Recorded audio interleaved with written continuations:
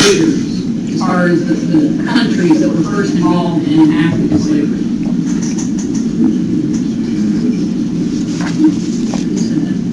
Portuguese were probably the first. Now, that was partially due to the fact that where they were located, they began to explore the African coast. They were bringing slaves back to Europe, but they also became some of the first involved in bringing slaves over to the New World. Where were they bringing them? To the Caribbean and Brazil. Brazil was their main colony in the Americas, and so they were bringing African slaves over here for that. The Dutch became quite a bit involved in the slave trade because they were involved in trade period, and they realized this was a profitable thing for them to do. Eventually, the English will also become very involved in it, but in the beginning, most of the English slaves, or most of the English traders were taking African slaves where?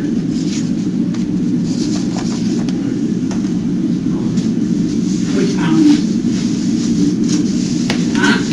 They're not bringing them to North America. The Caribbean for the most part. So most of the African slavery in the beginning was going to the Caribbean. It wasn't coming here to North America. And some of it, obviously, to South America, to Brazil.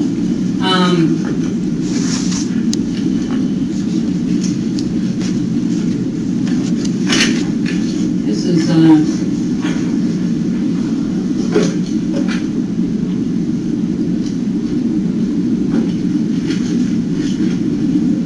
you can see by how thick the arrow is, that's kind of their way of showing the percentage of slaves that were going to different areas. But as you can see, the arrow heading to North America is quite small because it was not anywhere near the numbers that were going to the Caribbean and to South America.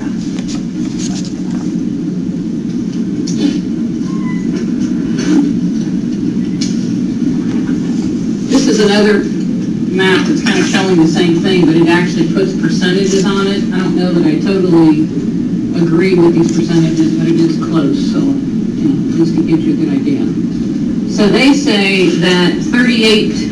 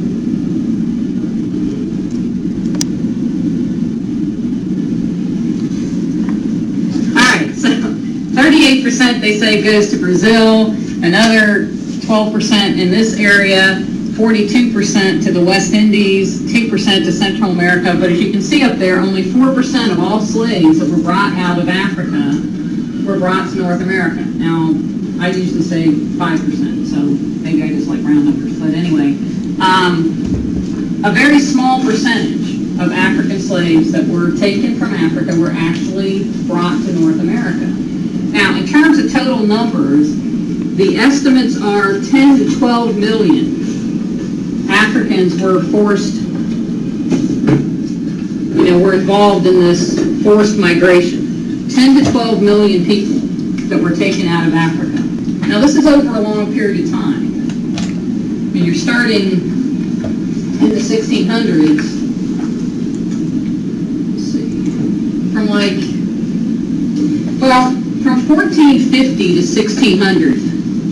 I mean, obviously 1450, Columbus hasn't even gotten here yet, but from 1450 to 1600, the total number of Africans taken out of Africa is estimated to be 275,000. So in that first period of time, it's not a huge number. I mean, that's a huge number, but compared to the 10 to 12 million, it's not that many. But then, in the next century, it goes up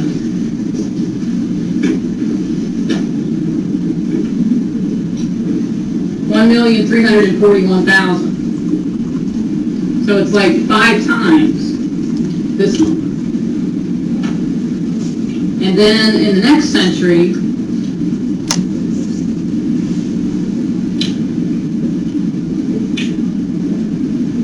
$6,100,000. This is just in that 100 years, there were 6 million. So there were already 275 here, then another 183. So far we've got 6, 7, almost 8 million. And then from 1800 to 1870, it's 1,900,000. And this is, I think, I didn't add these together, but this would be on the low end. Some people would have numbers that would be higher than this, would estimate higher than that. See, obviously, you don't have the greatest records in the world. We do have records of the ships manifest that carried the slaves, but because so many slaves were lost at sea, they say 15 to 20% died en route getting here. So, how many actually were taken out of Africa and how many actually got here, the numbers, we don't have perfect records to be able to know exactly what we're looking at. So, now in terms of the people that would be taken out of Africa, how old would they be? What?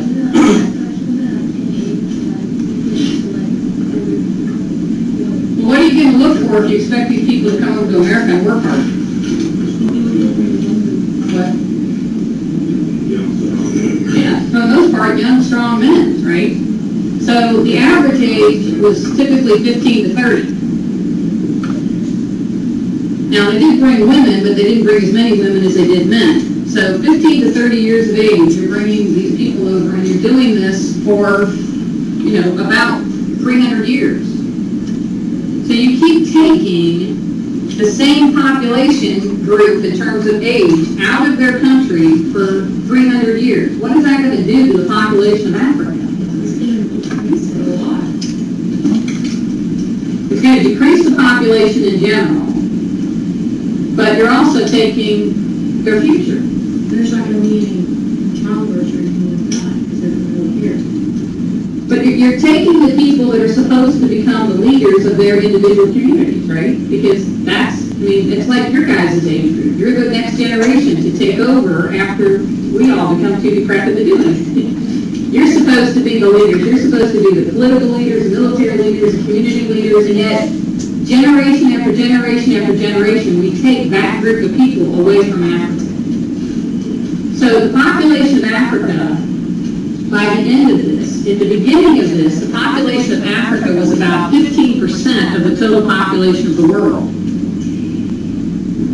So in the whole world population, Africa's population was about 15%. At the end of the slave trade period, their population was only 8% of the world population. So it did drop almost in half.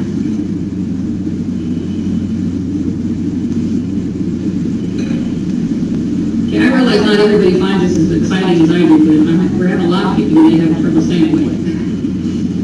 Not only did we destroy the Indian population with that.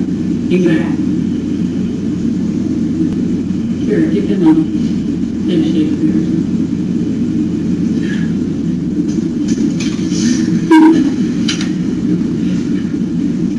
Right? Yeah. So, I wasn't a little late.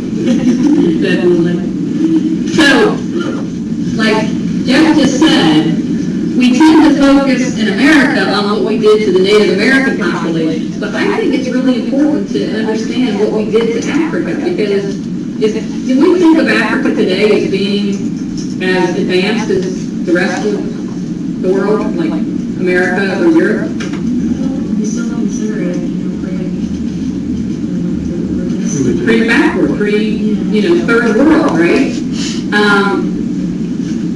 They also tend to fight amongst themselves quite a bit, right? Well, how did we get the slaves? Just want to learn about the difference. No, taking captives of the The Africans captured other Africans. I mean, seriously, how stupid do you have to be as a white guy to go inland into Africa to try to capture people? I don't think I would do it. You go inland and you're the white guy, you're gonna get killed. You let the blacks capture other blacks and bring them to the coast where you wait in your nice ship, where you're ready to take off very quickly. So most of the trading the capturing was done by blacks capturing other blacks, tribes fighting against each other, taking them in war, bringing them to the coast, and then selling them to the white traders. So the Africans are being pitted against each other. I mean, keep in mind, all Africans don't see themselves as being the same because they're from different cultures, different countries, different language groups, stuff like that. We tend to kind of lump them all together. But they didn't see themselves that way, so they did have a lot of enemies. They did have controversies and conflicts with other African tribes. And that was their excuse for going and, attacking the other tribes and capturing people and then bringing them to the coast and selling them. But it is argued that even though only 10 to 12 million people showed up here because of being brought here, Howard Zinn, that we talked about earlier in the semester, that did stuff on colonial exchange, he also talked about what happened in Africa.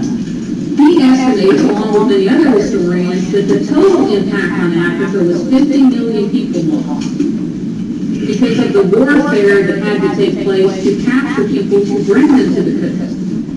Plus, when people would capture people and drag them to the coast, many of those people died because they had smacked them over the head to capture them in the first place, and then they would die of their injuries as they were trying to march them to the coast. And then, as I already said, 15 to 20% died in what they call the Middle Passage, which is the actual voyage across the ocean to get here. So in total, it is believed that at least 50 million Africans perished in the Atlantic Ocean. When you do that to a continent, generation after generation after generation for 300 years, you don't leave it with much in terms of leadership, ability to fight back, ability to organize itself. And what happened after the slave trade went into Africa?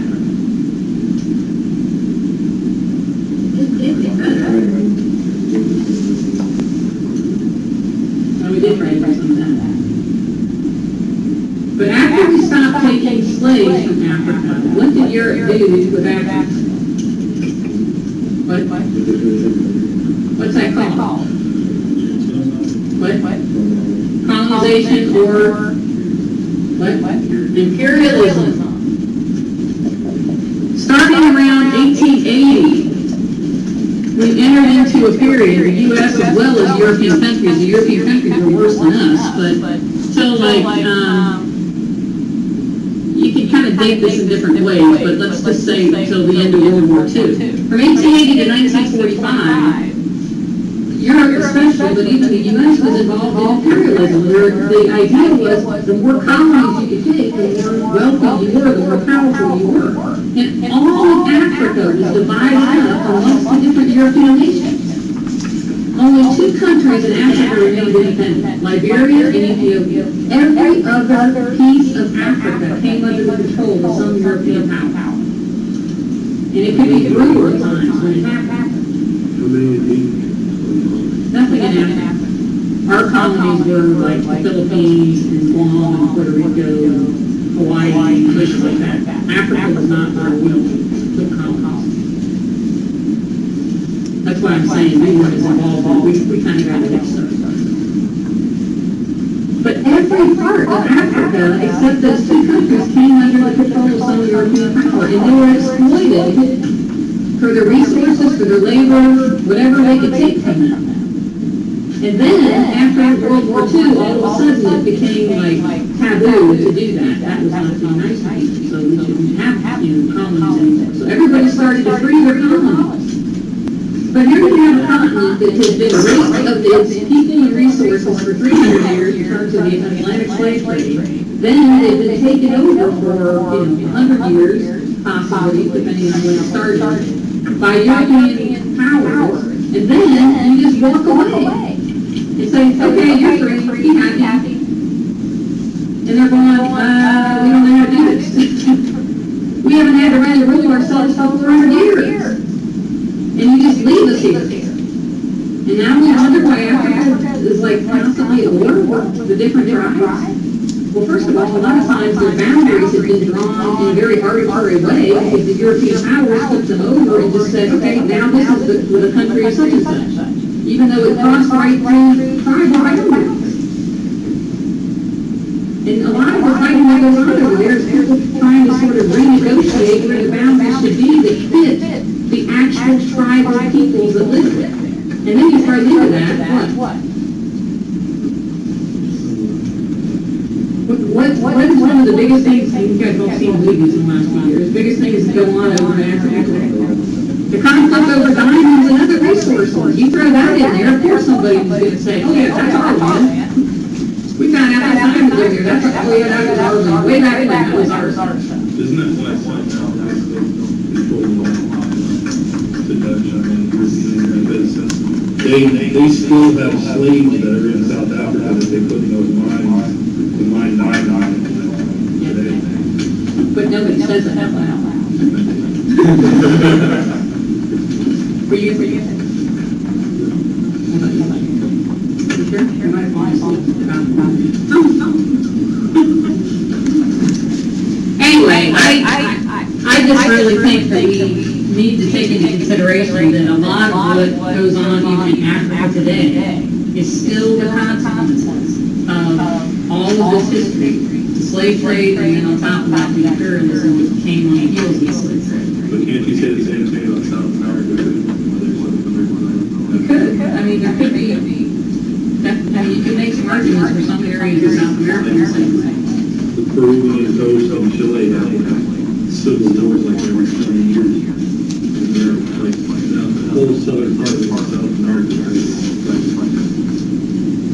well, I mean, obviously there's other factors. I mean, I'm not trying to say that this is the only factor in why there's that kind of conflict, but I do think that the lack of foundational institutions in Africa because of all of this has kind of left them in a position that was much more difficult for them to establish themselves in an economy and a world system that we have. But, yeah, there's definitely other factors. I mean, you can't say that every conflict in Africa can be traced specifically to this. Obviously, the same thing that we trace out here.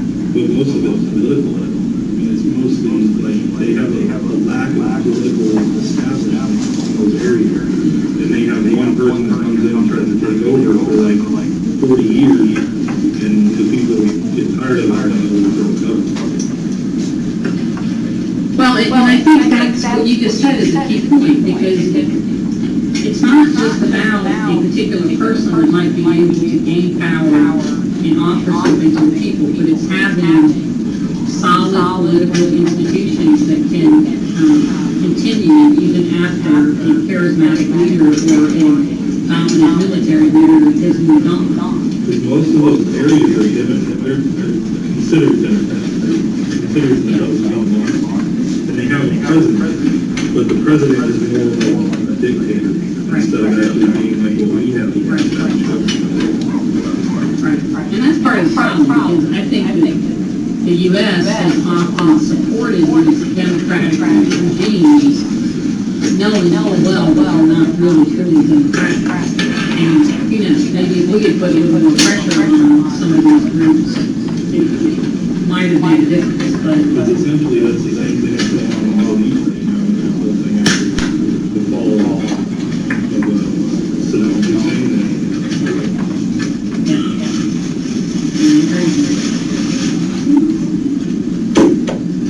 Well, I guess we're closing up.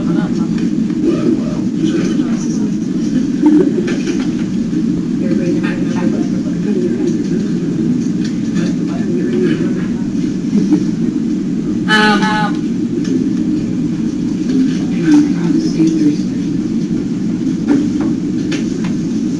Anyway, one of the things that, this is the way that I have it worded here, the impact on agricultural and political demoralization prepared the way for European conquest of Africa in the 19th century through imperialism. Loss of millions of men and women led to stagnation of the economy as they lost their wealth-producing workforce. Now, this is a question that I would like you to consider, that for us to talk about on Tuesday. I mean, I gave you these questions as your homework, but I would like you to think about this question, and we're gonna have a discussion on it.